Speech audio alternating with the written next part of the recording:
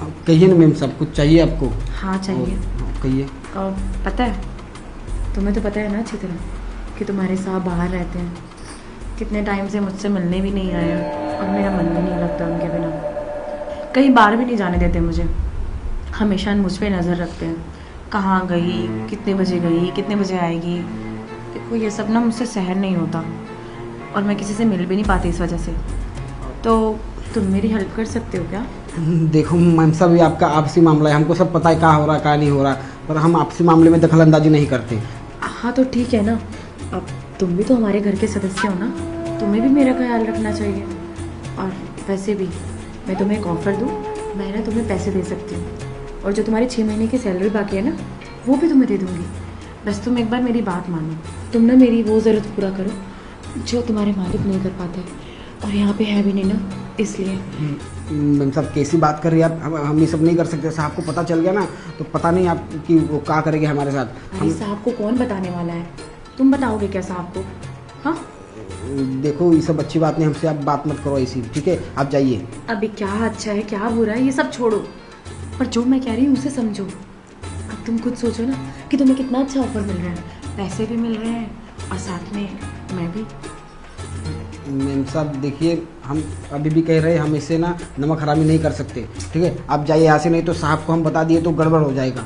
अच्छा ठीक है, साहब को कुछ मत बताना। मैम साहब को क्या लगता है कि हम ऐसे उनके लालच में आ जाएंगे और ये सब कर लेंगे? हाँ अब समझ में आया। साहब क्यों कहते हैं कि मैम साहब पे नज़र रखा करो, क्या क्या करती है वो सब हमको बताओ और इन पे पाबंदी लगा रखे। ये मैम साहब ना बाहर भी ऐसा ही करती होगी।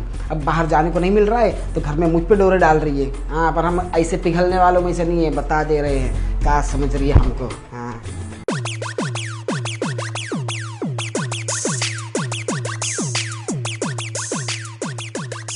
पता नहीं अपने आप को क्या समझता है, इतने नखरे दिखा रहा है।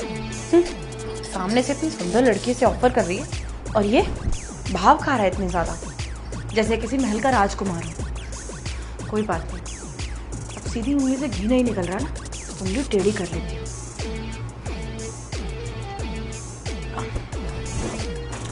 रामू, रामू कहाँ मर गया? इधर आ जल्दी।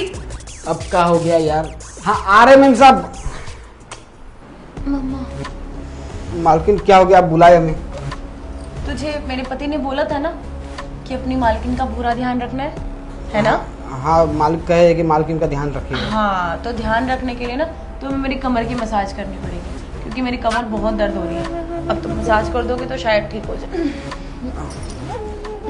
ठीक है मैडम, दवाई देते हैं। कहाँ दर्द हो रहा है आपको? कमर में बोला तो। कमर कमर, हाँ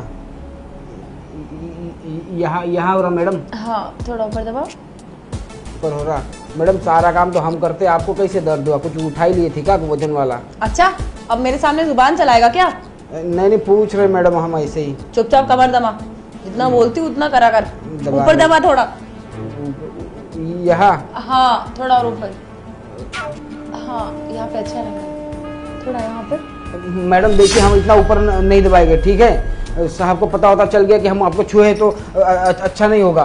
तो अपने आप को समझता क्या है? हाँ तुम्हें मालिक ने सिर्फ इसलिए यहाँ रखा है ना ताकि तुम मेरी सेवा कर सको। तो सेवा कर सको तो खाने पीने की सेवा, काम धंधे की सेवा कहे, ऐसे दबाने वबाने की सेवा नहीं कहे मालिक हमको। अच्छा तुम्हें नहीं कहा ना उन्होंने कि कुछ और करने के लिए? हाँ अच्छा ठीक है, तुम यहाँ बैठो, मुझे तुमसे कुछ जरूरी बात करनी है।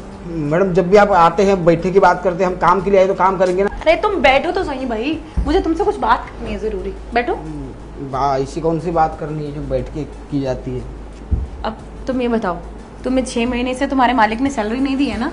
हाँ नहीं दे मैडम, हम पता नहीं फोन भी नहीं उठाते साहब। तो तुम चाहते हो ना कि तुम्हें वो सैलरी मिल जाए? हम चाहते काहे नहीं चाहते? सैलरी तो चाहते ना, हम कौन नहीं चाहेगा सैलरी? हाँ अब तुम्हारी बहन की शादी भी आ रही है, माँ का इलाज भी बाकी है, पापा की वो जो जमीन गिरवी पड़ी है वो भी छुड़वानी है। हाँ मैम साहब आप बताइए ना, साहब को हमारा पगार दे देगी। हाँ तो मैं तुम्हारा एक ये काम कर सकती हूँ ना, अगर तुम मेरा साथ दोगे ना तो मैं तुम्हें 6 महीने की सैलरी तो दूंगी ही, और साथ में ना हाँ, और तुम्हारी बहन की शादी भी होने वाली है। हाँ, और पापा भी कितने बीमार रहते हाँ, हैं और तुम्हें इन सब के लिए पैसे भी चाहिए होंगे, चाहिए ना मैडम, काहे नहीं चाहिए। हाँ तो तुम मेरा एक छोटा सा काम कर दो, मेरा साथ दे दो, फिर मैं तुम्हारा ये सब कर्जा भी दे दूंगी। सच में दोगी मैम साहब? हाँ तो आप काम बताइए, हम करेंगे, काहे नहीं करेंगे। मैं तुम्हें पूरे 2 लाख दूंगी, उसके साथ साथ मैं तुम्हारी बहन के लिए गहने भी दूंगी, वो भी सोने के। सोना का गहना 2 लाख?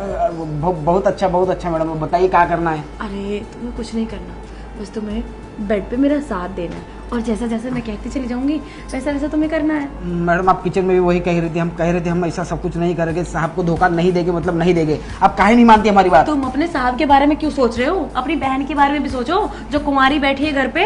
हाँ, और अपने बाप के बारे में भी सोचो। तब सोच रहे हैं ना सब, तो पर ये धीरे धीरे करके जमा कर लेंगे, साहब को पता चला तो खटिया खड़ी कर देंगे हमारी। तो टेंशन मत लो, धीरे धीरे की जगह जब तुम्हें एक साथ पैसा मिल रहा है अपना, तो तुम्हें खुद नॉलेज होनी चाहिए ना इस चीज की, अक्ल होनी चाहिए कि भाई तुम्हें एक साथ इतना पैसा मिल रहा है तो तुम्हारा खुद का ही फायदा है, मेरा थोड़ी फायदा है। बात तो आप सही कह रहे हैं, हम धूमधाम से शादी करा सकते हैं, लेकिन पाई पाई जमा कर करके तो हमें कितना साल लग जाएगा। हाँ तो फिर अब तुमने मेरी बात मान लेनी चाहिए।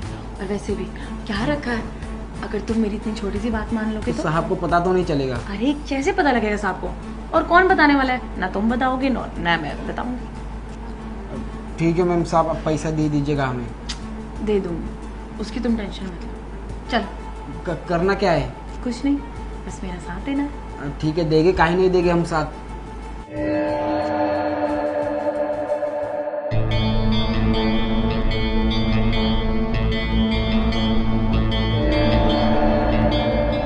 अरे क्या हुआ, इतनी जल्दबाजी क्यों?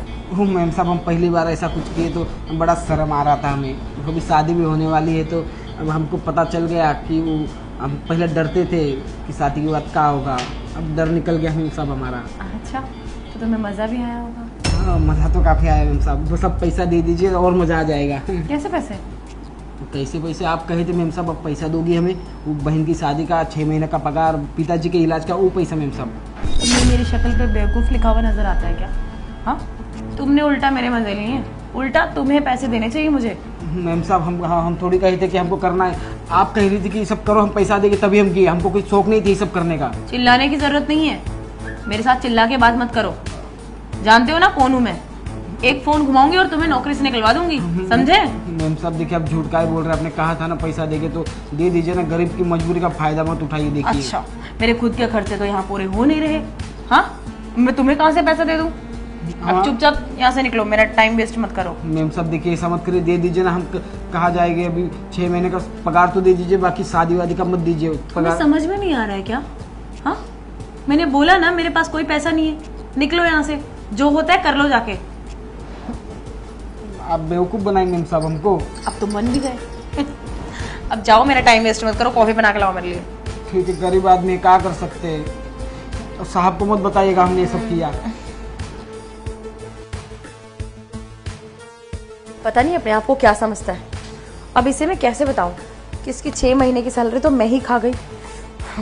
क्या करूं अपने पति का भी, 1-1 रुपए का हिसाब लेता है मुझसे, कहाँ गई कहाँ गई कहाँ गई। और ये भी तो चमचा बनता था ना उसका, ज्यादा ही मुझ पे नजर रखता था, मैं कहाँ जा रही हूँ, कितने वक्त के लिए जा रही हूँ और कब तक आऊंगी। अब इसकी